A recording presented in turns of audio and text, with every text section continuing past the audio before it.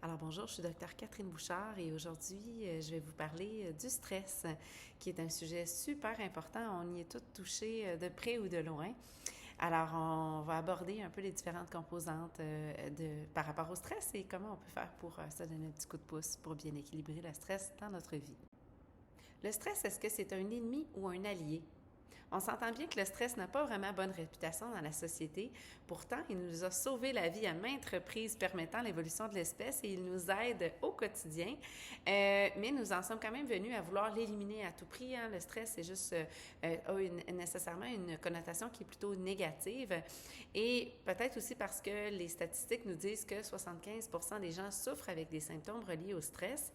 Alors moi, je vous propose une solution aujourd'hui. On va apprendre à bien comprendre le stress pour faire équipe avec lui.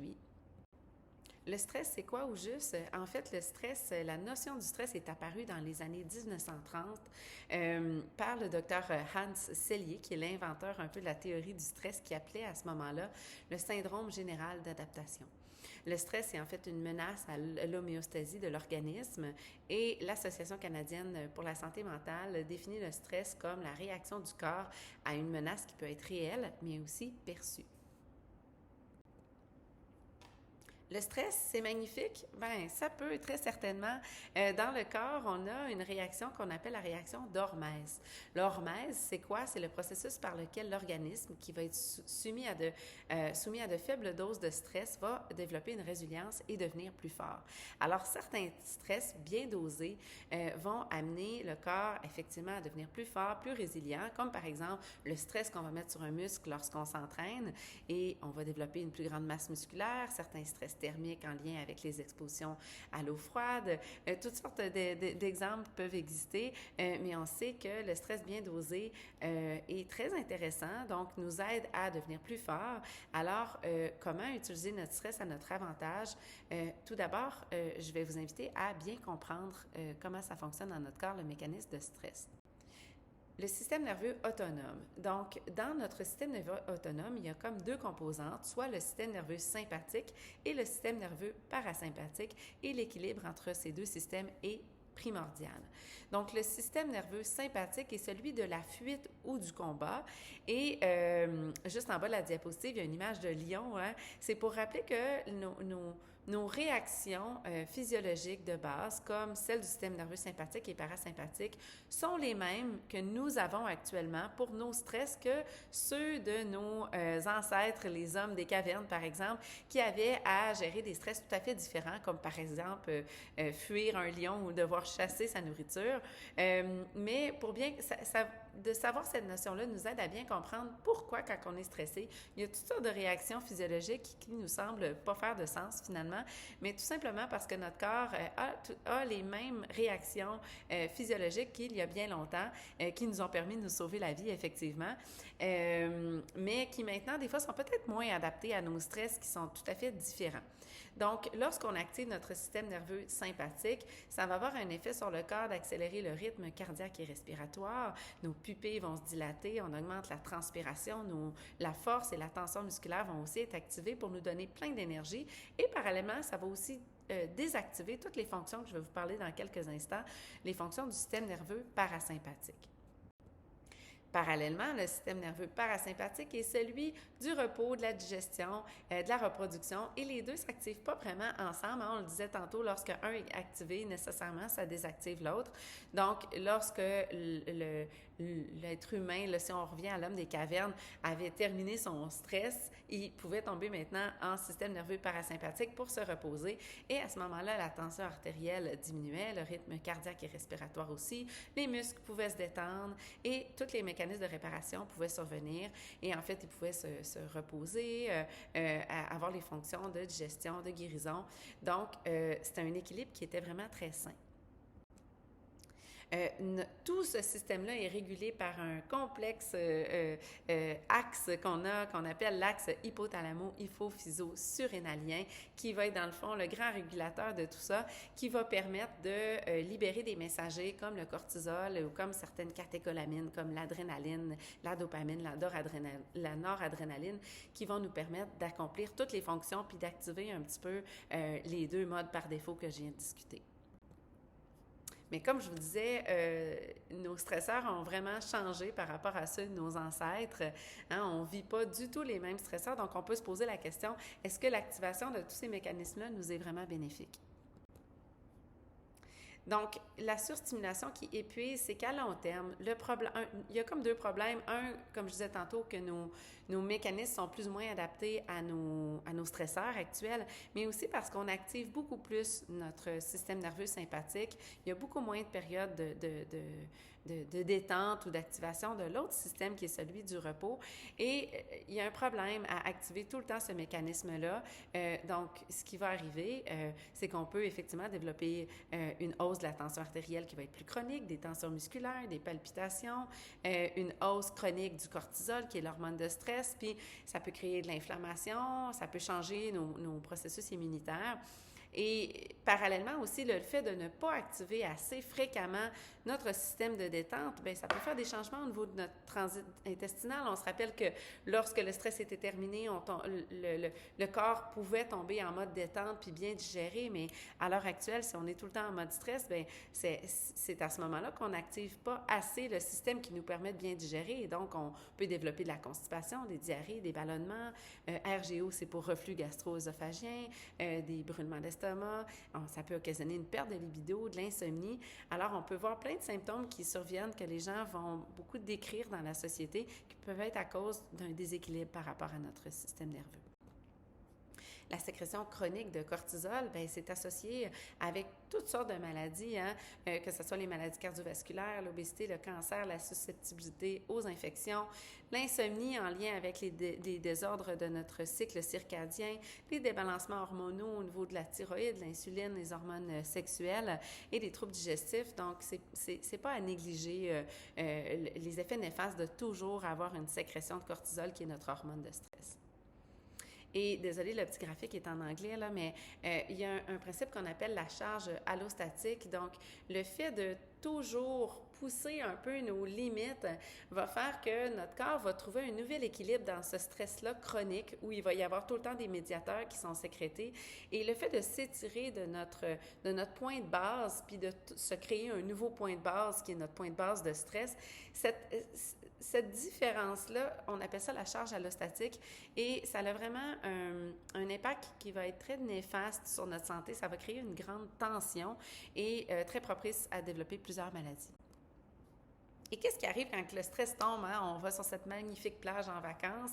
Bien, notre corps était dans un nouvel équilibre un peu déséquilibré là, de stress et finalement, en descendant rapidement à un niveau de détente, des fois, le corps a de la misère à s'adapter aussi rapidement et ce qui va arriver, ça peut, le classique, là, on tombe en vacances puis on a une douleur dans le dos, dans le cou, ou on tombe malade, bien, c'est vraiment à cause de ça, hein, parce qu'on a déséquilibré l'équilibre qui s'était fait dans notre mode de vie trop stressant finalement.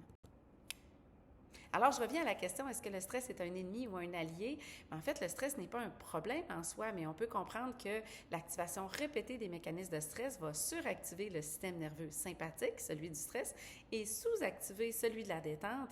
Puis, c'est là que le problème se crée et il y a comme j'expliquais tantôt, tout ça, quand on active beaucoup le stress, ça va faire beaucoup ce qu'on appelle l'énergie mobilisée. Notre corps va avoir plein d'énergie pour fuir, mais quand on ne fuit pas le lion, on ne court pas après le mammouth, mais en fait, ça peut créer aussi beaucoup de colère et d'irritabilité puis affecter beaucoup la santé mentale.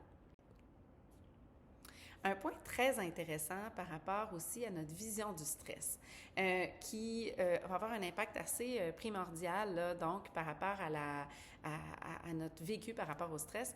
Donc, est-ce que votre vision, votre perception du stress, elle est positive ou négative? Donc, les gens qui vont avoir une vision positive, c'est les gens qui vont voir le stress comme une invitation à se dépasser, à la performance et au défi. Et pour ceux qui vont avoir une vision négative, on va parler plutôt que de se dire que les gens qui vont dire beaucoup que le stress est un peu comme une détresse. Hein, ça a un impact négatif pour la santé. Mais sachez que les gens qui ont une perception négative du stress est associé à plus d'impact négatif de celui-ci.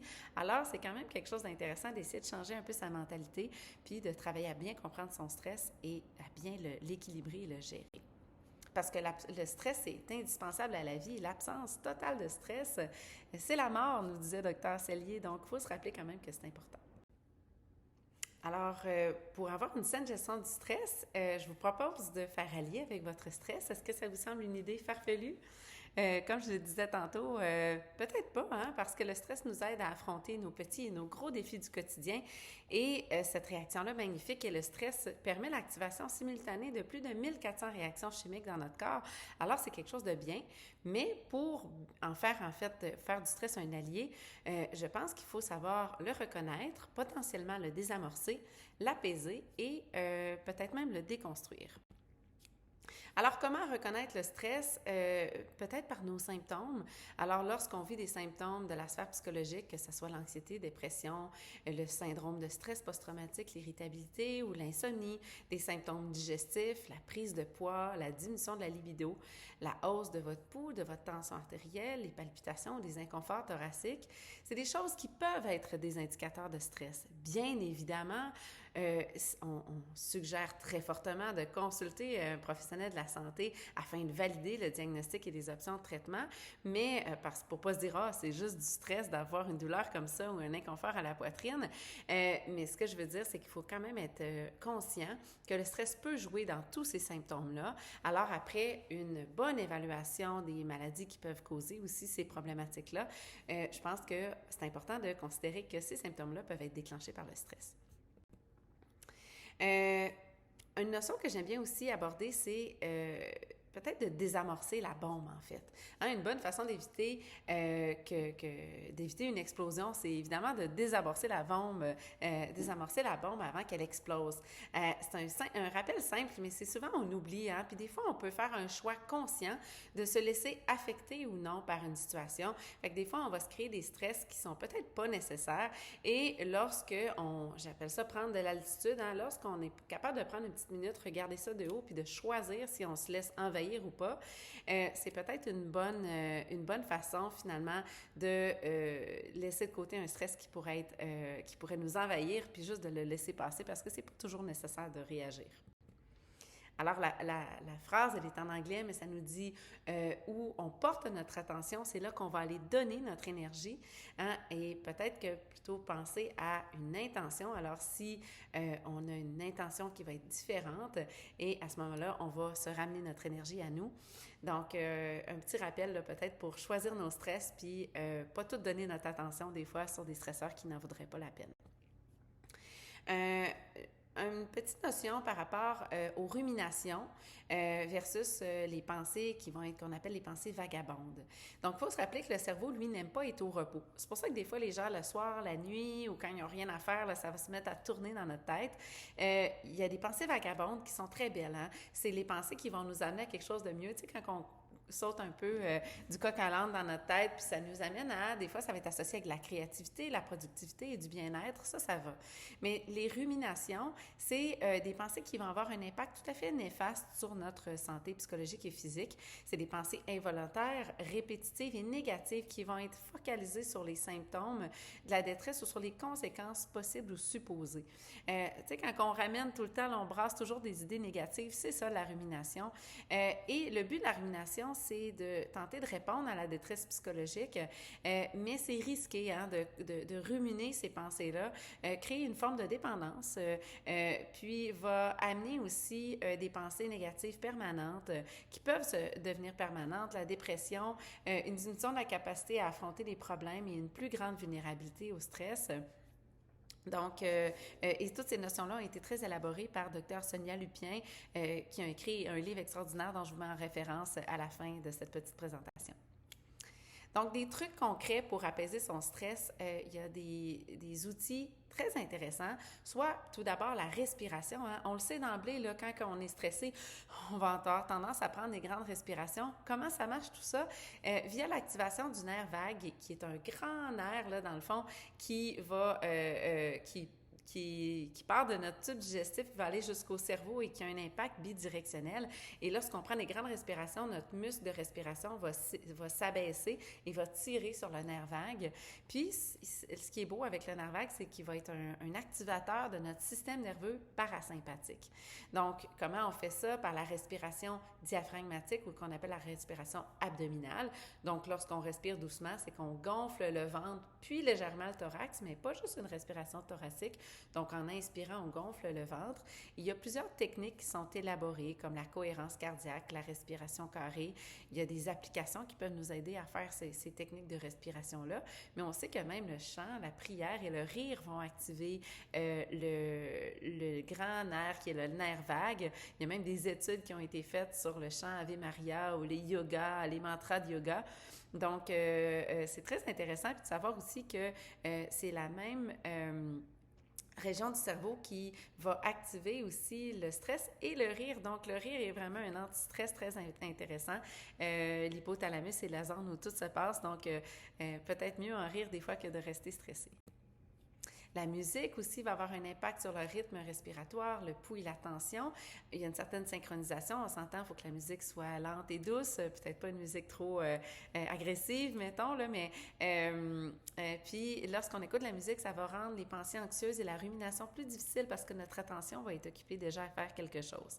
Le toucher, le contact humain va avoir le soutien social, même la présence animale va avoir un rôle très intéressant au niveau de la sécrétion des hormones de stress et de l'ocytocine aussi, qui est l'hormone un peu de la résilience.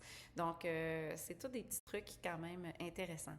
L'activité physique aussi, hein, puis même pendant la période de stress, c'est le moment où on devrait faire plus d'activité physique, puis c'est souvent, pour certains, là, le moment où on n'a pas le goût d'en faire. L'activité physique va travailler aussi sur la neurogenèse, donc la genèse de nouveaux neurones, puis ça peut être aussi court que 15 à 30 minutes, là, ça peut être une marche, donc très intéressant d'intégrer l'activité physique pour la gestion du stress. Le sommeil est important, on en a parlé dans la capsule du sommeil, parce qu'un manque de sommeil va engendrer une hyperréactivité émotionnelle et favoriser des réactions négatives face au stress. L'alimentation aussi, lorsqu'on mange trop de sucre, les aliments transformés vont amener des fluctuations au niveau de notre glycémie qui peuvent être difficiles par rapport à la gestion du stress. Puis c'est sûr que d'avoir une saine alimentation, incluant des oméga 3, les bonnes protéines, les vitamines et les minéraux, c'est toutes des choses qui aident notre corps à trouver son équilibre.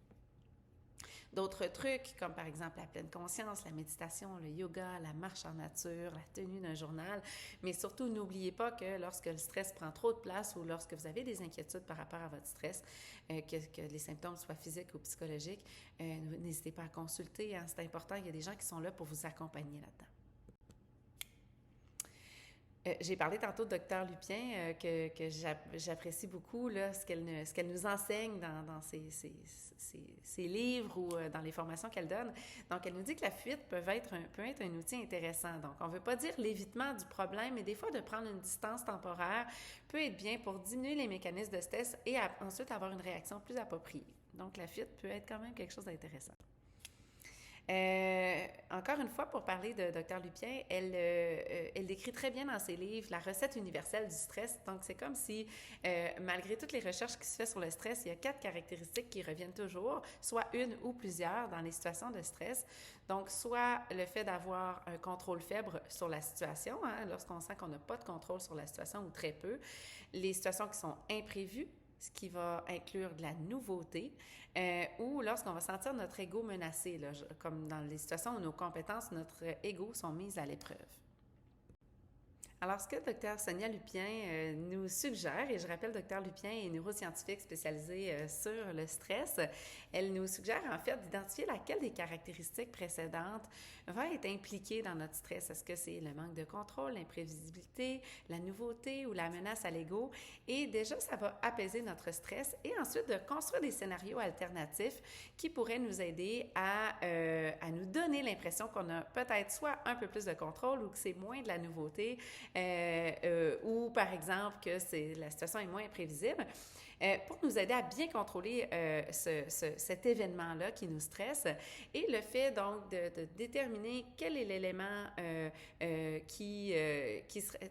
élément du SINE, donc du ciné qui se relie à notre stress et quel genre de scénario qui pourrait être alternatif, qui pourrait diminuer cet élément-là et de se créer comme un genre de plan B, un deuxième plan qu'on pourrait mettre en application si la situation ne se passait pas comme on veut. Et ça nous donne l'impression que la situation est sous contrôle et cette impression-là est vraiment bonne pour le corps parce que ça va apaiser les mécanismes de stress et la recherche confirme que 90% des gens n'auront pas besoin d'aller changer la situation ou d'aller apporter une action, que seulement l'impression d'avoir un peu plus de contrôle et d'avoir des solutions alternatives va déjà diminuer beaucoup les symptômes de stress et améliorer notre réaction par rapport à celui-ci. Dr Lupien nous dit, le stress c'est cool, c'est l'arme qui nous permet de combattre les menaces de la vie. Bien contrôler, le stress est notre meilleur allié. Il ne nous laissera jamais tomber, jamais. Et c'est d'ailleurs pour ça qu'il ne s'en va jamais. Alors, je vous laisse sur cette suggestion de lecture du livre de Dr Lupien, évidemment, le livre Par amour du stress, qui va revenir sur toutes les notions qu'on a abordées et même qui va détailler un peu plus là, les fameuses caractéristiques du ciné et va vous donner plein de trucs concrets pour finalement faire du stress un allié et bien équilibrer vos réactions physiologiques de stress.